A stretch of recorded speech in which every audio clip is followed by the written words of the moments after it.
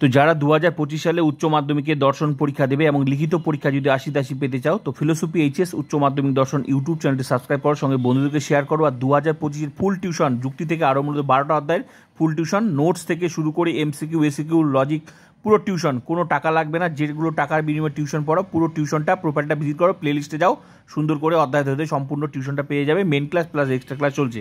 তো দেখো, বচন অধ্যায় থেকে এই অধ্যায়গুলো আমার সম্পূর্ণ লিখে দিয়েছি, কমপ্লিট হয়ে গেছে। তোমরা বচন অধ্যায় থেকে এবারে যে প্রশ্নটা 8 মার্কের জন্য আসবে লজিক থেকে, এই প্রশ্নটা নিচের বাক্যগুলিকে তর্কবিদ্যাসম্মত আকারে রূপান্তরের গুণ ও পরিমাণ উল্লেখ করো। 100% কমন 8 মার্কের, এটা হচ্ছে লজিক। তো বচন অধ্যায় থেকে যেমন নোট আসবে, যেমন লজিক আসবে, তেমন এগুলো আমি লজিক এই অধ্যায়গুলো কমপ্লিট করে দিয়েছি। তোমরা প্রোফাইলটা ভিজিট করে প্লে লিস্টে যাবে, সুন্দর করে 100% লজিক শিখে যাবে, এমনভাবে শিখিয়েছি। এবার নোট অথবা দিয়ে দেওয়া থাকবে নোট, তো এই নোটগুলো আমি লিখে দিয়েছি। টিউশন মানে টিউশন, হাজার হাজার টাকা খরচা করে টিউশন পড়তে হয়, আর আমার চ্যানেলে কোনো 1000 টাকাও লাগবে না, কোনো টাকা লাগবে না। প্রোফাইলটা সাবস্ক্রাইব করো, চ্যানেলে যাও, প্রোফাইলটা ভিজিট করো, ঠিক আছে? সব পেয়ে যাবে, পুরো টিউশনটা পেয়ে যাবে, মেন ক্লাস সঙ্গে এক্সট্রা ক্লাস। এইসব বেশিরভাগ অধ্যায় কমপ্লিট হয়ে গেছে, এই অধ্যায়গুলো কমপ্লিট।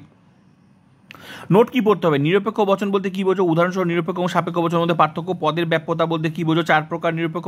এই ব্যাপ্যতা থেকে এই প্রশ্নটা হচ্ছে নিরপেক্ষ, এই প্রশ্নটা আর গুণ পরিমাণ থেকে এই প্রশ্নটা।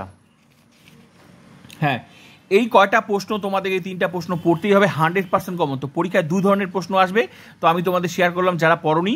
আর বাকি অধ্যায়গুলো ফুল টিউশনটা প্রোফাইলটা ভিজিট করো, অধ্যায় ক্লাসগুলো পেয়ে যাবে। বেশিরভাগ অধ্যায় কিন্তু আমার কমপ্লিট হয়ে গেছে ফুল টিউশন। অবশ্যই সবাইকে শেয়ার করে ক্লাস করার সুযোগ করে দেবে।